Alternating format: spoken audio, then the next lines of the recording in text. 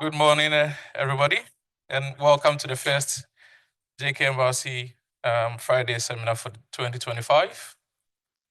On behalf of the University of Queensland and Sustainable Minerals Institute, we would like to acknowledge the traditional owners and custodians of the land on which we meet today.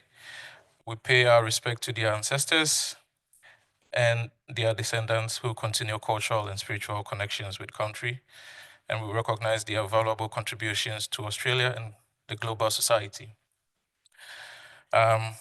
It's my great pleasure to welcome Professor Mark Noppé today. Mark is currently the CEO of JKTech, the technology transfer company of the Sustainable Minerals Institute. On secondment from his role as director of the SMI's BRCs, Mark provides research and advice on mining and geoscience project assessment, development and operations, supported by 25 years consulting and 12 years industry experience with Anglo American. Prior to joining UQ in October 2023, Mark was the group chair of SRK Consulting and a corporate consultant, where he and his teams focus on a range of geosciences, project development, and mining projects for industry and investment clients. He was the MD of SRK Consulting, and prior to that was the founding MD of Extract Mining Consultants. Mark is a fellow of the AusIM, an AusIM director, and a non-executive director of Junior Explorer Litchfield Minerals Limited, and mentors with the International Women's and Resources Mining Annual Program. Today, his talk is about meeting mineral supply demand for energy transition, preliminary perspectives on the challenges and opportunities for improving mine project development timeframe. Please join me in welcoming Mark.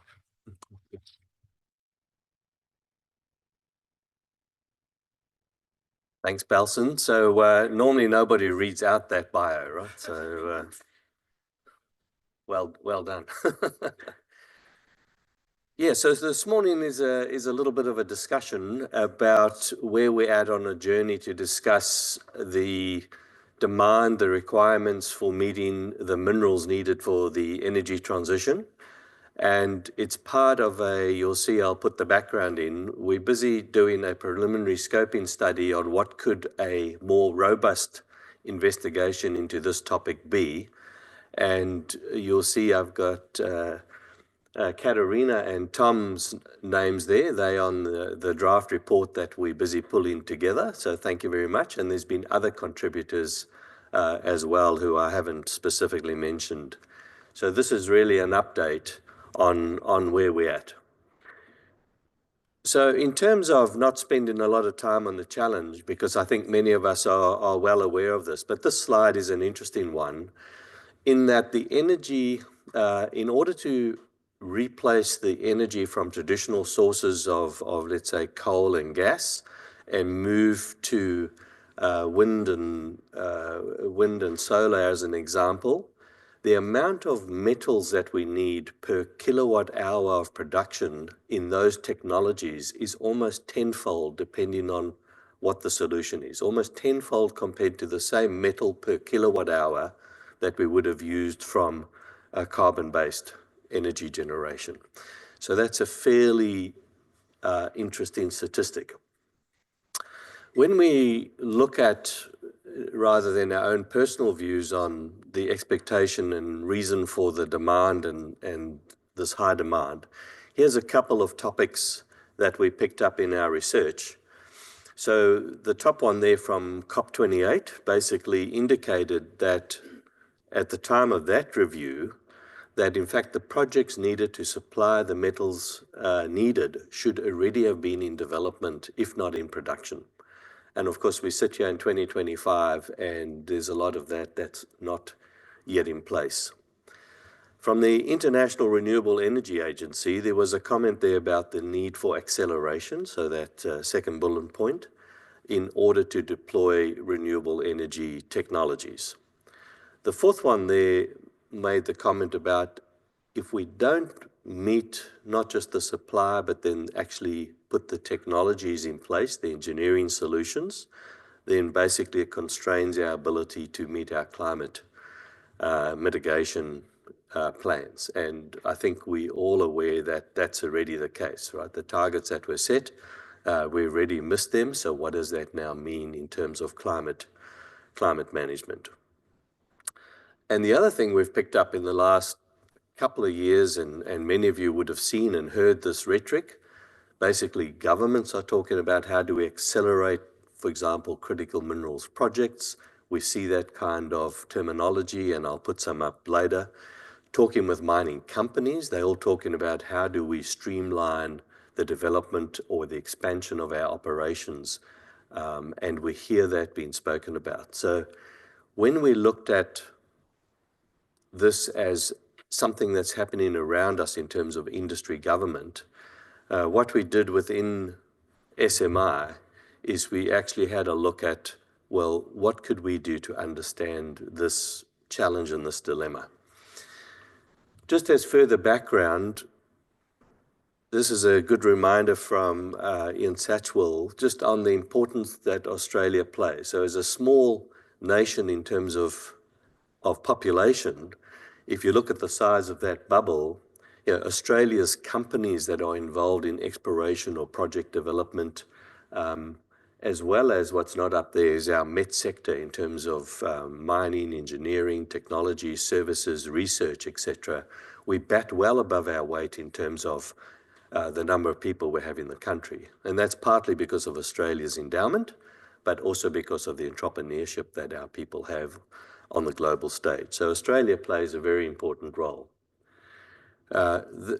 This I used in a slide earlier this week just to plug UQ, so I won't dwell on it, but this was a compilation that was pulled together, I think, by Rick in terms of, and to provide to Sue Harrison, to explain to the broader UQ just why UQ has such an important role to play in energy transition or mineral resource development. So our capability as a university is pretty useful. So one of the responses that we've had to the challenges that I've just presented was the Resourcing Decarbonisation Strategic Program, which Steve Micklethwaite is leading, which started 2 years ago now, Steve. This is the third year. And so basically within that program of looking at resourcing and achieving the energy transition, one of the topics that we discussed was this one around the challenge of getting new projects up and into production. But the Resourcing Decarbonisation Program, just as a summary, so basically this was established post, for those of you who are here then, for 5 years there was a program, strategic program that was running across SMI called Complex Ore Bodies, and Steve managed that to its conclusion, and then this resourcing decarbonisation picked up. So as you can see, its goal is outlined in the bottom one. Again, interdisciplinary, looking at the problem of resourcing decarbonisation. And just as a snapshot, although the print is small, pinch this presentation, this slide from Steve from a workshop last week. And basically, those are the number of projects under the different themes that are running under the Resourcing Decarbonisation cross-cutting program. And where does the one fit that we're talking about this morning? Well, under that integrated risk analysis at the bottom is we've got basically the summary there, looking at management, management or understanding of accelerated mine development and how that could be done responsibly if it's going to be achieved. And that's what we're discussing today. Now, under this program, there was different amounts of funding available. What we managed to secure from Steve, and I'll put it in terms, so what could you do with $20,000 of funding to support some research? Basically a fairly limited amount of scoping.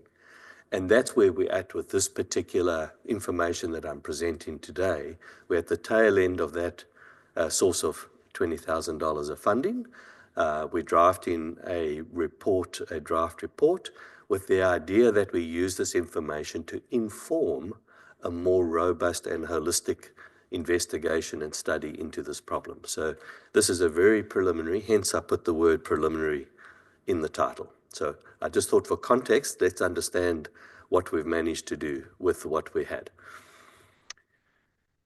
So I like to show this simple diagram, and I'll come back to it at the end of the chat today. But the challenge we have for me is, number one, is resourcing those, so resourcing the resources, if you like, sourcing the resources. But this circular diagram I've showed is not only that, but we need to bring them into production efficiently, but responsibly. And so that's that challenge. It's not at any cost. We have to balance the whole process. So that transition is a balance. So when we look at accelerating projects, we need to consider both sides of this question. Just for some context before I show some of the preliminary information we collected, but for example, if it currently takes up to in the order of 20 years, and I'll show you some data, to develop a new project from basically discovery through to first production, is it possible, for example, to halve that timeline? If we look at this chain of development, this sequential one shown here, typically we're going from that discovery through to production is what we're really looking at. Obviously, in working through that chain, we have to consider and plan for closure and repurposing. But it's how do we successfully deliver this in a more time-efficient manner. So just in summary then, we defined those problems for this particular first stage of our review. So we put up the problem statement, if you like. And that's, if we are going to accelerate projects, what does this mean for investment and funding of projects? No project's going to advance or happen without financial support, whether that's investment or lending, etc. So how do we convey that we still have confidence in what it is we're forecasting and proposing to do, so that we can still secure funding? Capital and funding and sources of funding for projects, in particular early stage development projects, is very tight. The other one is the responsible development and operation of these is part of that equation as well. How can we demonstrate that? And the challenge, as we began to discuss this topic within the SMI, so before we'd even begun this short review that we're doing, was the reaction and the response, which is mining as an industry is still largely seen to be on a journey for improved responsibility in terms of the processes that it follows and the legacy it leaves. So if we begin talking about accelerating the development of new mines, it's natural that a reaction would be, how can we do that and still do it responsibly if we're still on a journey to do it responsibly in the timeframes we are already working to? So, very good question. So again, just as a reminder, the scope of this is this preliminary scope to look at the landscape, the challenges, the opportunities. Is it possible? What would make it possible or feasible in terms of an understanding? The intention, as I mentioned earlier, is that this early review will inform a more comprehensive study that we wish to scope from this and then fund to really dig into these different problems, as I'll discuss this morning in further detail. So this is the beginning of a journey, not the end, right? So the approach we took for this particular initial scoping study in the time frame we had, which was effectively November, December, is a literature review, as well as we looked at having some discussions with a range of stakeholders. We couldn't have an exhaustive list. We had that limited amount of time available. But on the right-hand side, there's just a list of the people that we engage with to understand their perspectives. So if you like, we took a sample.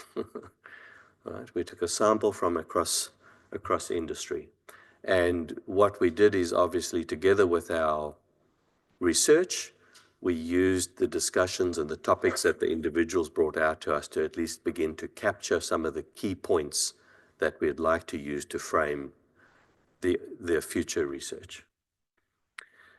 So I thought I'd just share with you some of the preliminary observations, and it is interesting. So people we spoke to included people who, understood mining, geologists, mining, processing. They were policy developers. Some of it was around legal, environmental. People had different depths of knowledge in terms of the mining industry. So it was always useful as a framework and a context to just understand with the people we're speaking to or the information we're looking at, did they understand that mining is very different to manufacturing? And particularly this comes down to, in my view, government and policy stakeholders. And I'll give you an example. If we read, for example, the federal government's critical minerals strategy, which came out this time 2 years ago, approximately, it very quickly in that strategy document jumps to, we have the metals, we've produced the metals, now how do we do the downstream processing for the benefit of Australia and the community? So it leads very quickly into manufacturing and how do we get an onshore manufacturing process from the metals. It almost has one sentence about discovery, development, processing, and that says, I think in the first paragraph, Australia is well endowed with critical minerals, and therefore, and it jumps to, let's talk about manufacturing.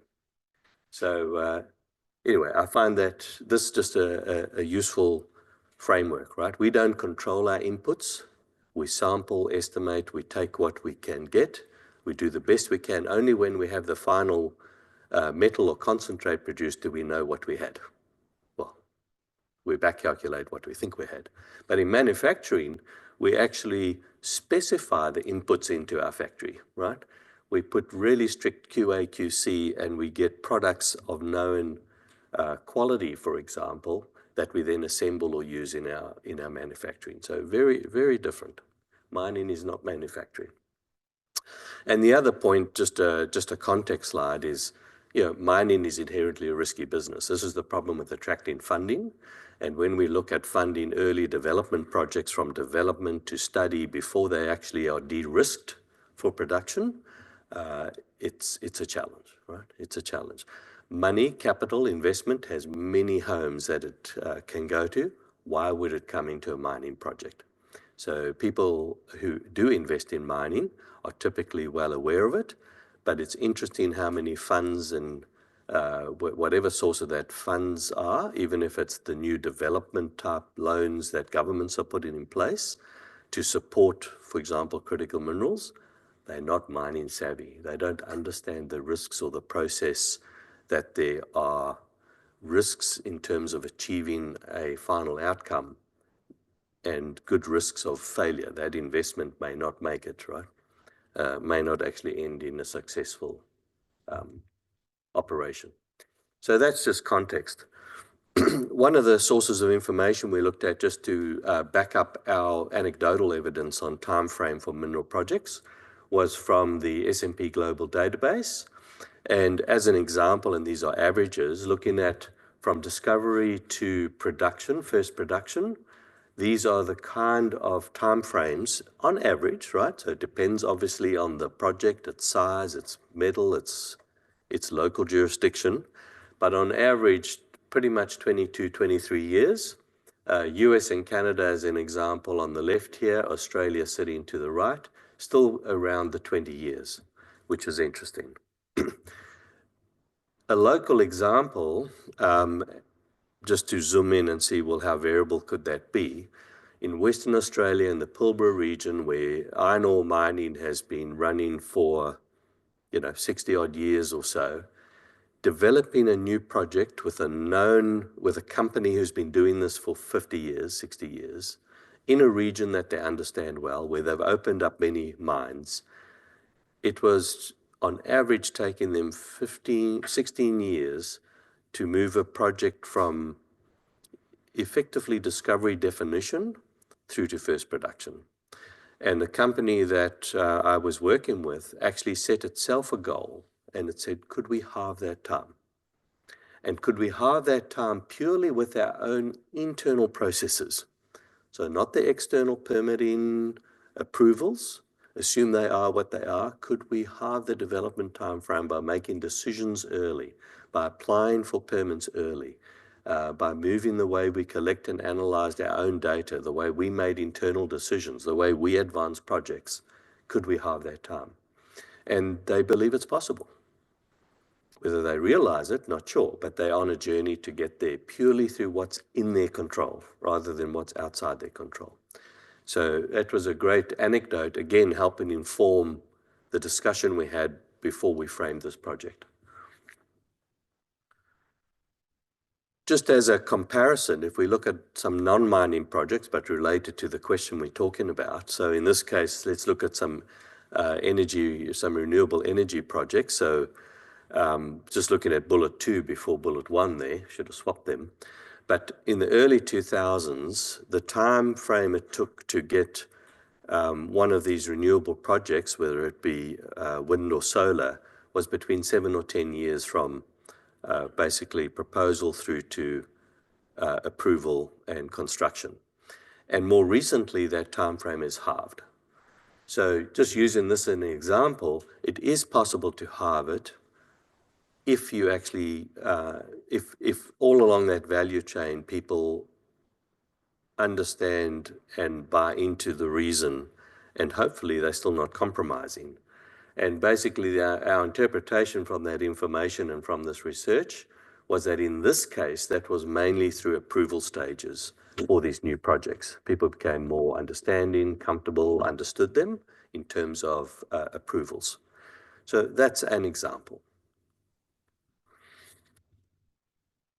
This is a small summary from one of the sections in the report where basically just breaking it up into the project developer, the lenders, the financing, state government versus federal, as some of the people who have an ability to control the rate at which projects progress. So I discussed briefly the West Pilbara example, and this is the kind of topics that the project developer has in their control to influence. When they collect data, how much they collect, when they actually present it, whether they can do risk-based decision-making, etc. So processes they're working on. Lenders and financiers, often a delay because without that money injection, we don't get there. And again, it would be an education for the critical minerals, or if we include rare earth mineral projects, are often more risky, different scale to traditional mining projects like, say, a copper project. So lenders and financiers need that education. What are they doing their due diligence on? When do they do it, for example? And they make the decisions, right? It's their money. In our discussions with some state government officials here in Queensland, just as an example, they shared this diagram. And they had used this diagram to brief the incoming government late last year. Because the question from, for example, Queensland government was, can we speed up the permitting and approvals processes? What can we do as a Queensland state government? And it was interesting, the way that this was put to them by department officials, they looked at it, and I think really good. They said, what's within our control as the state regulators and permit approvals? What is outside our state control, and what is complex because it involves multiple agencies? So that's the three channels that they looked at. And what was interesting in our discussion with them, they summarized and they said, the information that they actually spend looking at in permit approvals and the time they spend looking, inquiring, making their internal decisions was generally 3 to 6 months of what could be a 3-year process overall. And so they said there's very little we can do in terms of making any difference other than the connection points. And then they pointed out, for example, on the federal system, some of these, that's native title, the objections, the compensation process, you can see the timeframes there. And many of those are entirely dependent on the rate at which one can engage with the stakeholders, in this case, for example, the communities, because you can't rush it. And you may have 12 months before actually being able for those communities to get all of their stakeholders to a meeting.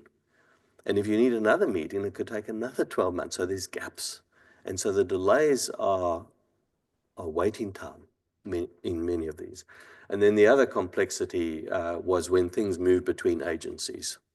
And there were multiple agencies asking different questions at different times, and it could get really complex. So there's potential for synergy.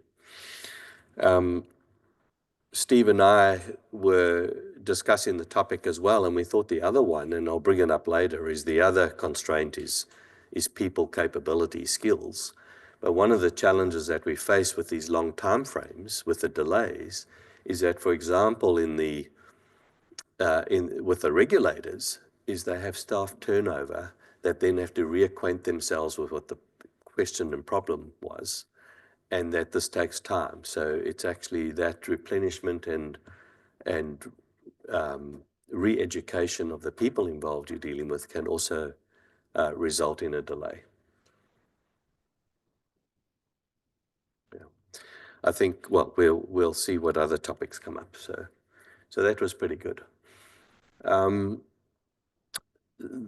This is interesting, and I've got another slide just after this, but Critical Minerals Queensland is a part of the Queensland Government, Queensland Department, in this case focusing on exactly that topic, critical minerals projects, regions, etc. What can they do as an internal group agency focused on critical minerals? And there's the critical minerals, not only a strategy for Queensland, but they actually have this document, which is a prospectus, which is an interesting read, short read. So, and interesting, so this comes back to acceleration or fast tracking.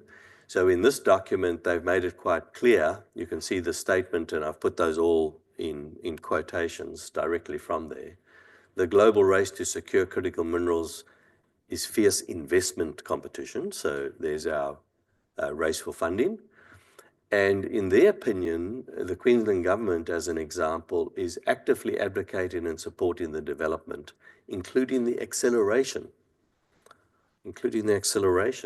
of exploration, extraction, processing, etc.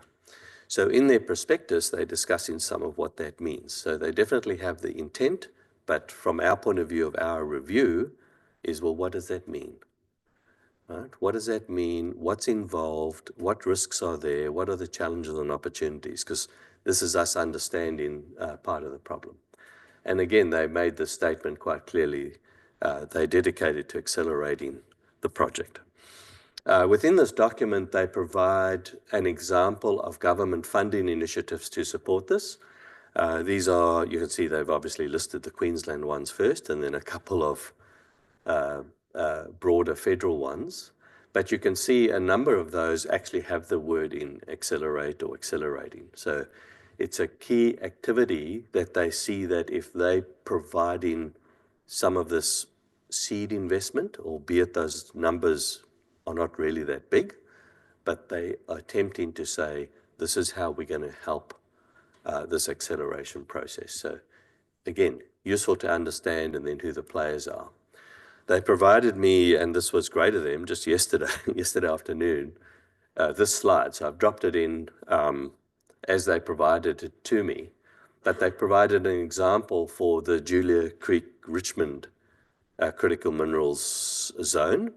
And they said, as an example, this is one tangible thing they're doing, which they are supporting and funding what they call in baseline studies, collecting data and information in a region, which the individual operators can then tap into as initial baseline studies to support the environmental impact statements and assessments. And this is how they saw was a way, rather than the individuals doing it in isolation, let's do it collective, let's do this, and hopefully it provides a kickstart. And I mean, that's a good example perhaps for some other collections of data points, so just providing that. And I did like, they provided me all of these little acronyms. DETSI, the D, they actually had one of them incorrect. I looked it up and had to actually, I did change it because they had actually put it incorrect. But I had to look up what some of them were. So yeah, so that's an example. The other example that we came across was the Queensland Resource Council. So this is non-government. This is now Queensland operators, miners and explorers form the Queensland Resource Council. But what they've got is they have what they call a streamlining proposal with recommendations. So they have this report came out, I think only in November last year, or definitely last year. But they've looked at this and said, what areas for streamlining, what are the drivers that we need in order to streamline, mainly around the approvals process. So they're looking at within the processes, and they've come up with some clear actions underneath what they identified as 5 key drivers. So, interesting to see. They want predictable and faster timeframes. That's for how applications are assessed and processed, so clarity. Consistent land access, always a problem is getting on the ground. Regulation and clear leadership.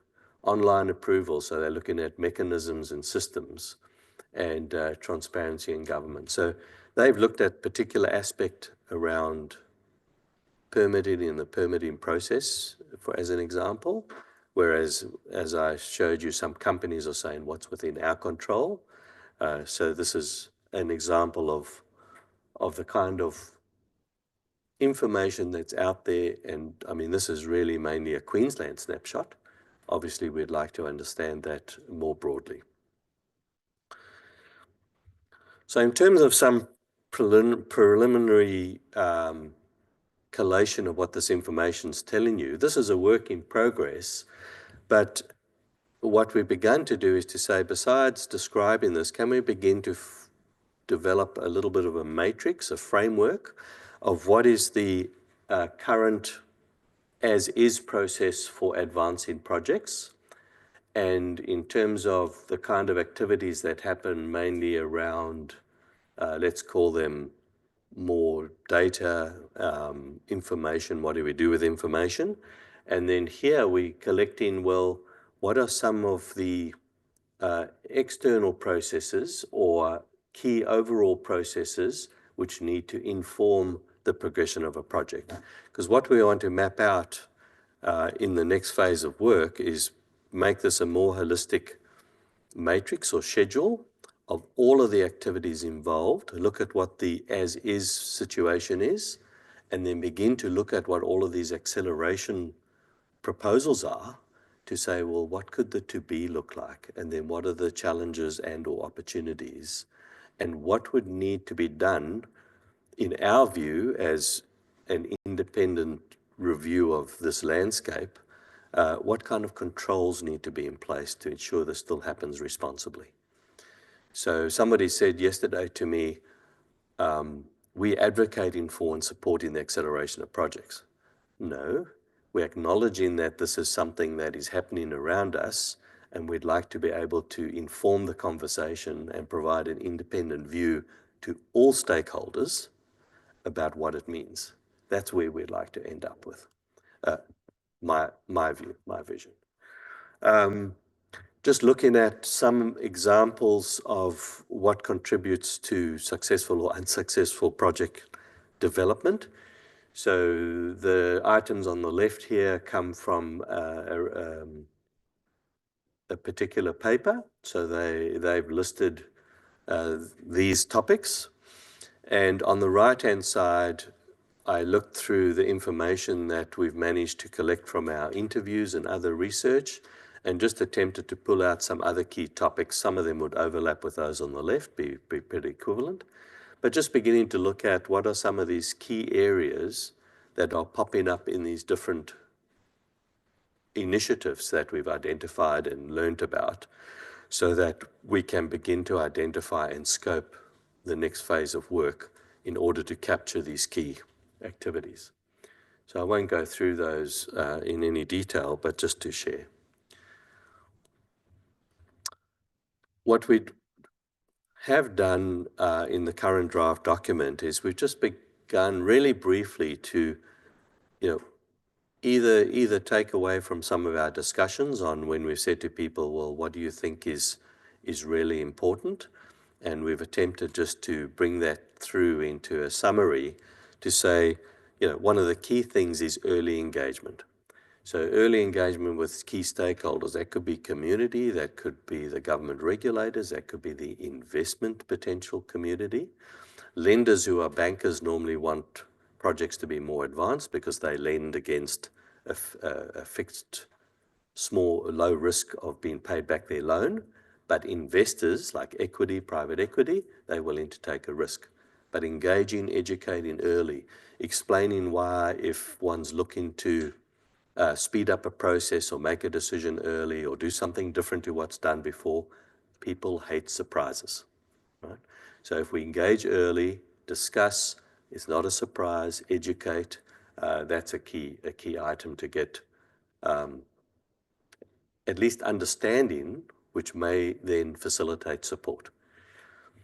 The other one is a recognition by almost everyone involved is it's not simple. It's complex. Every project, region has its complexities, but there's some common ground of what are the questions we should ask? What should we look at as opportunities? But recognize that each project is somewhat unique. So we can generalize to a point, but the detail is important. And then the other recognition was because of that complexity, there's always going to be gaps, right? There'll be the known knowns, the known unknowns, and then that problem of the unknown unknowns. So at least if we go in with our eyes open into these processes and we leave that little area of, what surprises and what would we do about them and how would we respond, at least you're going in with your eyes open. The other thing that we've done in this little bit of review, and not exhaustively, but we've looked at, again, the information, the discussions we've had, and we've begun to say, well, what are the more, in some cases specific, in some general, but what are some more of the questions that we would put up in the next stage of research that we would like to be able to answer, because these are what if, why type questions. So we've just begun a list, which is why I ended up there with, and there's more, or we can refine these. But some of them are, for example, what would the next phase of research and study look like? How broad could this be? It's really interesting. We had a discussion with I'll just call them the Department of Resources, but it's the DNRMMRD is the new acronym, right? Yeah. And they were like, everybody's discussing this topic because as you saw from Critical Minerals Queensland, the strategy, Queensland Resource, everybody's saying, how do we streamline or fast track or accelerate? Everybody's interested. They're all interested from a different perspective. So the question is from that first one is how broad do we frame the next problem in order to get as much engagement and as much out of, if we continue this into a more holistic study and research and output, how large do we make this? And the way that the conversations have been going recently is that when we've gone from example complex ore bodies to resourcing decarbonization, this could be a framing question for the next strategic program under which many important studies sit. So from the little 20 grand investigation we initiated late last year, this could become a rallying strategic topic. So, an important question. What do we want it to look like? And then some of these are more key questions, right? If we look at shortening projects, how much is in the control of developers? Just to understand that, we can't ignore that. That's important. How those decisions are made and understanding that, because it's part of framing the question. Can we identify those bottlenecks and what causes them? I mean, we've already seen from, for example, the QRC and others, they believe they've identified the bottlenecks and they've come up with recommendations. But if we look at the big picture, there's other bottlenecks that have not been looked at by these different groups as yet. Recognizing that different projects in different areas at different stages of maturity have different problems. So is there a different set of potential opportunities in different stages and projects? A question that came up, interestingly enough, just as a case study, the Resolution project in Arizona in the US was pretty much discovered and understood 26 years ago, and is still in the ground, right? Nothing's been mined. So again, if that project were in a different state in the US or in a different area globally, would it actually be in production by now? And if so, why so? And that leads into the question we have as well about, are all projects, once we understood this, are all projects possible to be accelerated? Or are there some things that just cannot be? Like what are some of the non-negotiable timeframes just in terms of information, understanding, engagement? What's not possible? So what is possible, what's not possible, and why? But the key part of what we want to look at as well is the risk, right? So basically, if we do accelerate and we make these decisions earlier, then what's the potential risk? And how much do you want to de-risk something before you make decisions to advance them? So are we, the broader we, all of the decision makers, which are internal, external, within companies, outside companies, etc., how easy is it to make risk-based decisions rather than well-informed by data type decisions? It's quite different. Generally, we want more data before we make decisions, rather than making staged decisions and potentially de-risking them at a later stage. Time is money, I guess, is what we're saying. A project that takes 20 years to develop when you plan for it to be 12 basically completely changes the economic evaluation of a project. So time is money, but then what's the cost of unresolved risks? So there's quite a bit to frame, but that's pretty much where we've got to with that. So I thought I'd just wrap up with a couple of slides. So just expanding that early slide that I put up. If we looking at the timely sourcing of the supply of critical, and we broaden that to strategic metals, so we can bring copper in, right? Because in some parts of the world, copper is in the strategic critical mineral list, and here in Australia, it's in the strategic, not critical. It's important. But if the timely sourcing, and equally important to achieve this responsibly, is what we're trying to do, what are all of the key activities that would need to happen? So, thinking a little more broadly, and going back to that example of the federal government critical minerals policy, which jumped straight into we're well endowed, let's just manufacture these things. There's still a lot to do in terms of understanding the critical minerals landscape, the projects, the complexity of projects, in terms of how well do we know them, how well can we extract them in terms of processing, etc. So there's a lot of research, I believe, to be done, and consultation with other stakeholders. Just because we're well endowed doesn't mean every project is advanced to the readiness to input into a feasibility study to make a decision to invest. There's a lot of assessment and study that still needs to be done. So to me, there's a lot of upfront work still required before we get that development and approval, how we extract them, how we refine them, the legacy problems with them.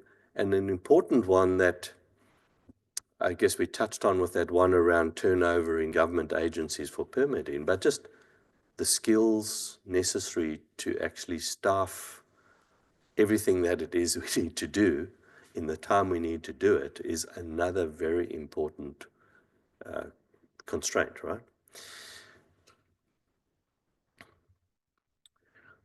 So, I mean, ultimately what we've been talking about is how do we do this timely development of projects given all of these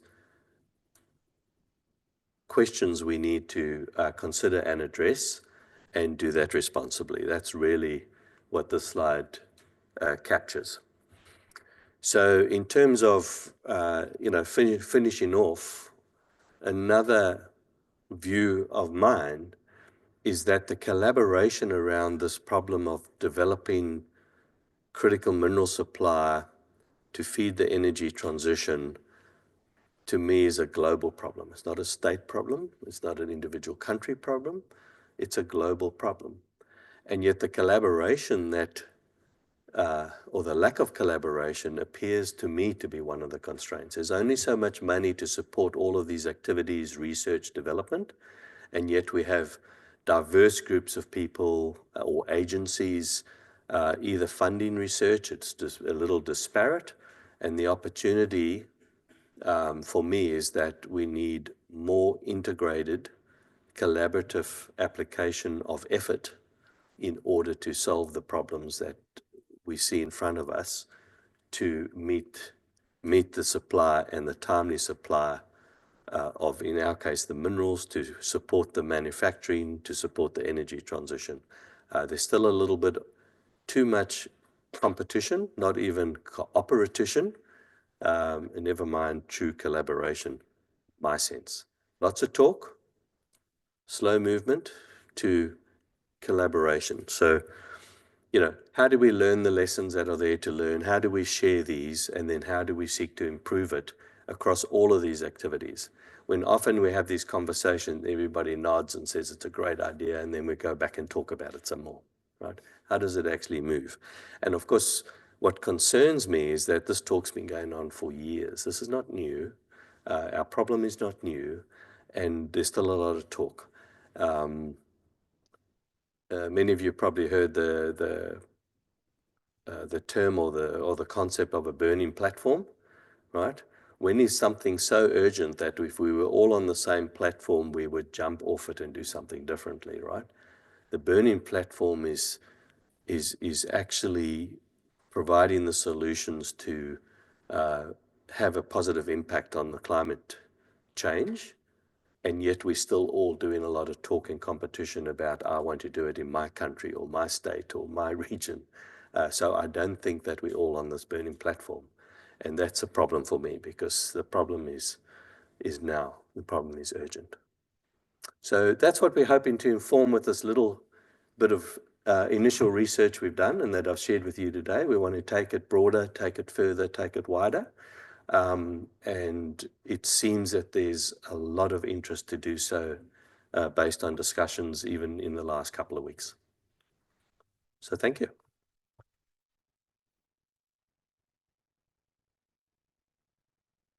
Thank you, I Mark. see from the clock it's still 8:30, so we've got lots of 10 time. minutes for questions, so a lot of hands up.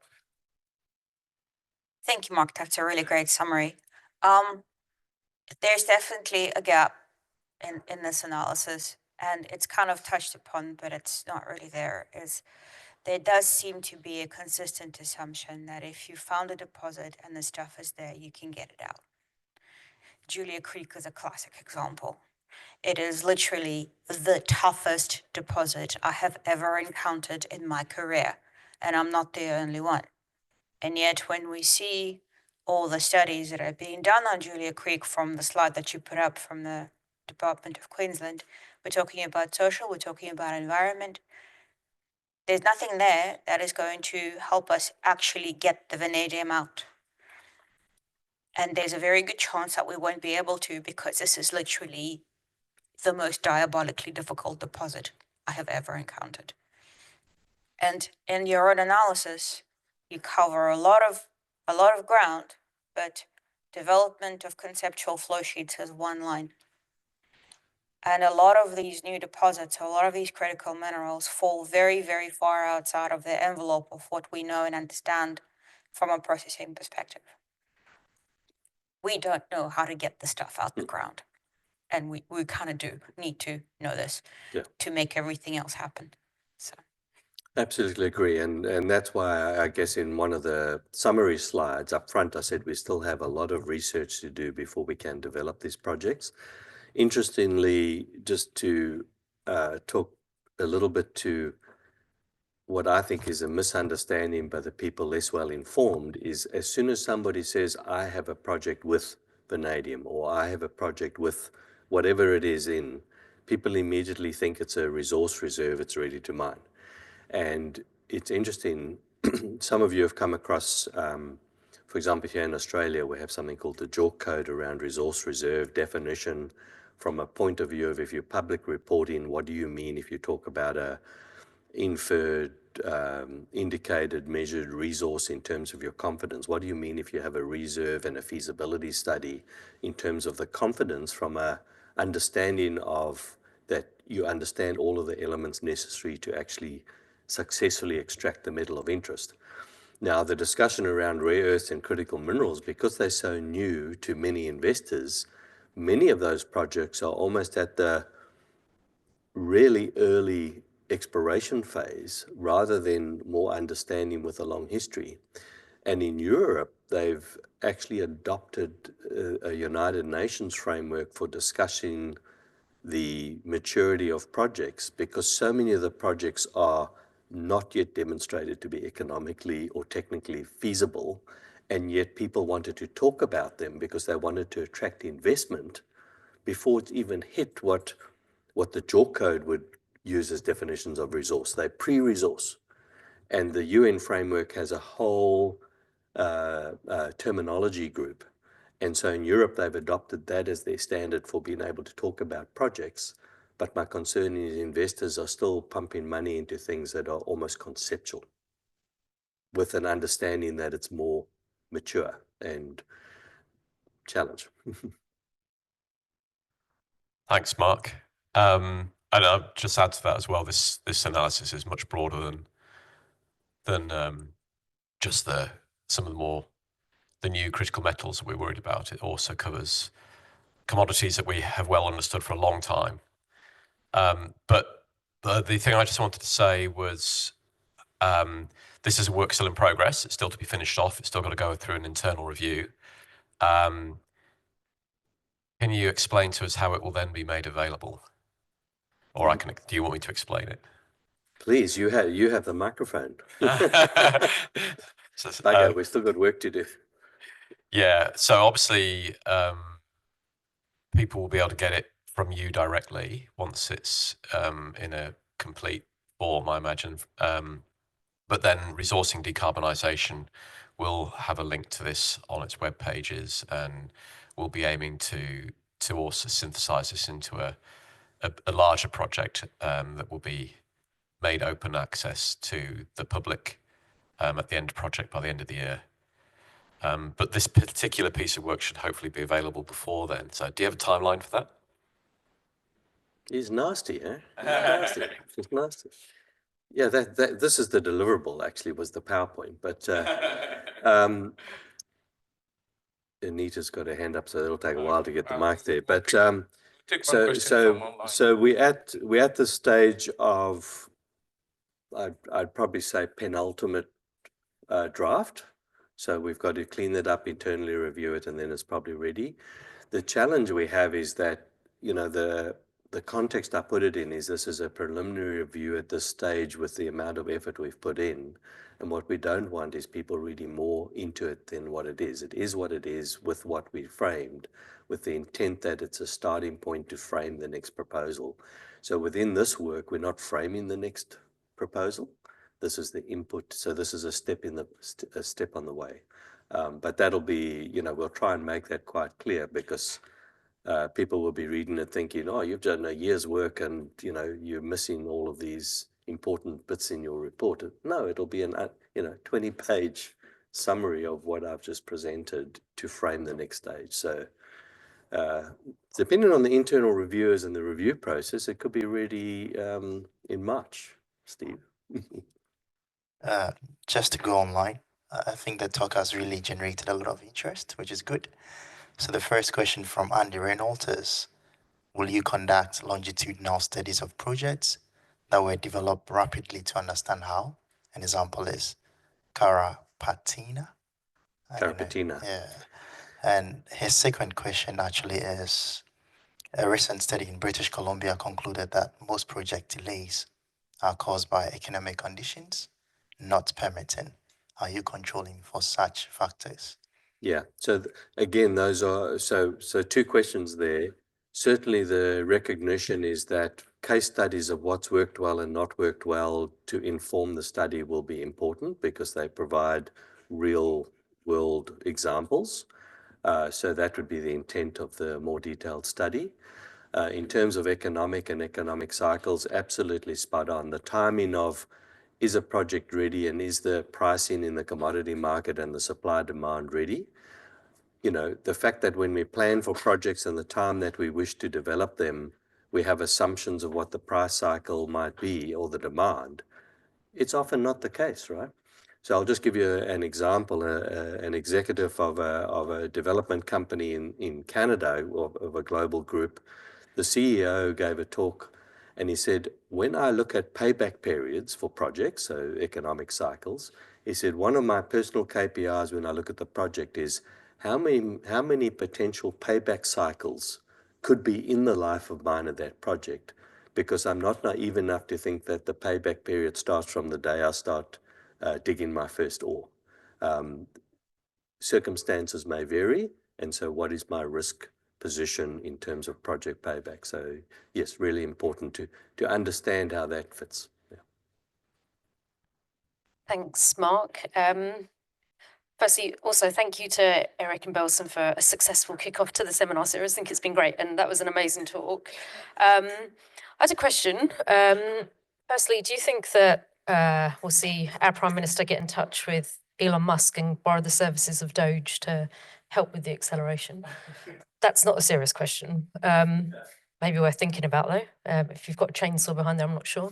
But my actual question was, what do you think the role of AI will be in terms of this discussion around acceleration? So we see more of our major mining companies thinking about how they can introduce more AI into, I guess, some of their, addressing some of their efficiencies and, data processing and helping them make better decisions at certain points in time of the process. But do you think AI will have a role to play in this responsible acceleration piece? So I think the answer is yes, but it's AI in what form? So is it generative AI or interrogative AI? Definitely some of those internal processes, data information, better interpretation, quicker interpretation, scenario analysis, I can see the application directly.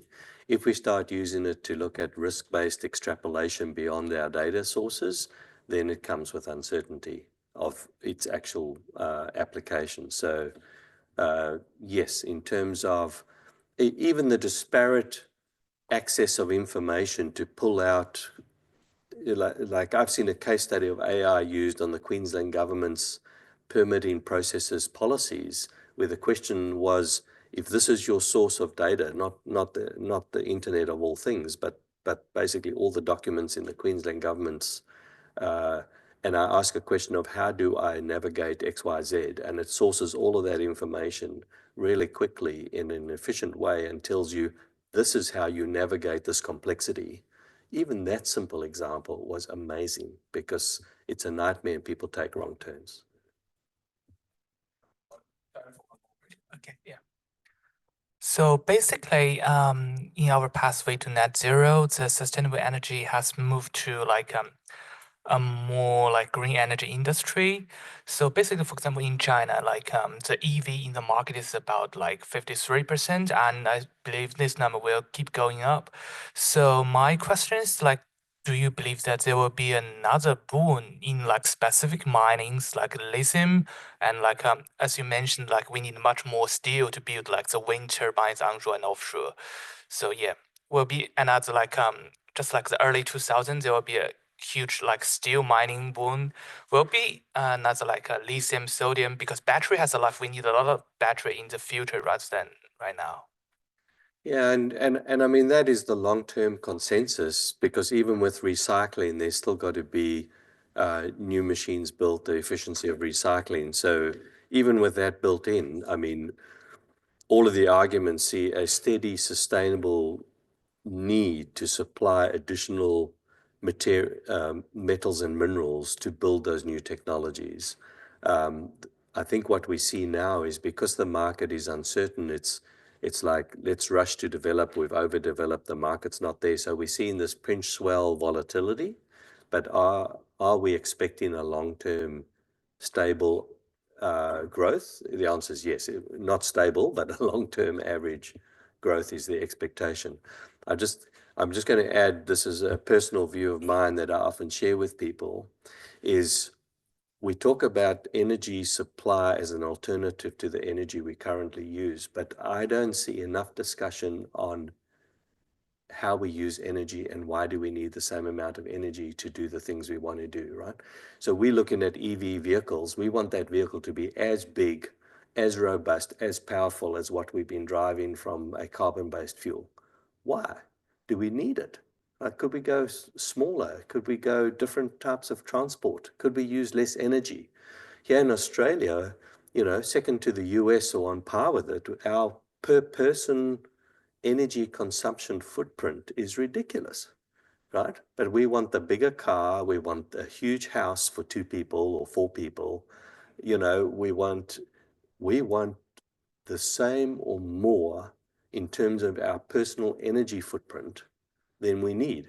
If we looked at more efficient use and more, what do we really need? We could probably halve the energy demand by 30%, right?